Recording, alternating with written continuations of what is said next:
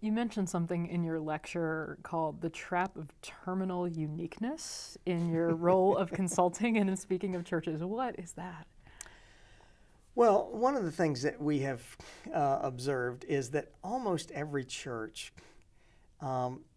when things are not working the way they would hope they would work, they will point to, what they think are unique factors, and they'll say, "Well, you don't understand.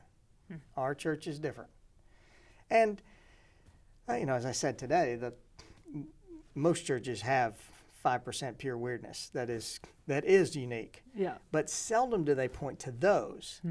They point to the things that are present in every thriving church.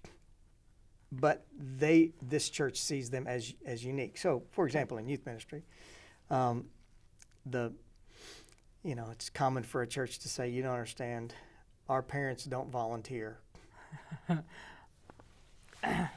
And that's considered unique, right? Sure. Or, "You don't understand. Our kids are so busy." Or, "You don't understand. Our kids come from all kind of different high schools, so it's harder for them to build relationships." Or, "You don't understand. It's a different time. Their kids are on social media all the time, and there's so much all the things." And so we explain away a less than effective program by factors that are present that every effective program has to deal with. Yeah. It's not to say they're not challenges. It's just to pretend like we're dealing with something that is sort of this is unique only to our little community. Yeah. There are plenty of resources to help us overcome those things.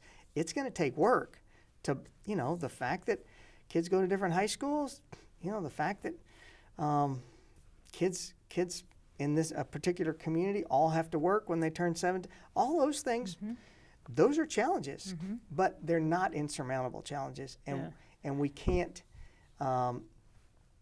we can't point to our uniqueness as an excuse for not actually doing the work that's required to provide for the Christian nurture of our kids, despite what the context happens to be handing us. Right.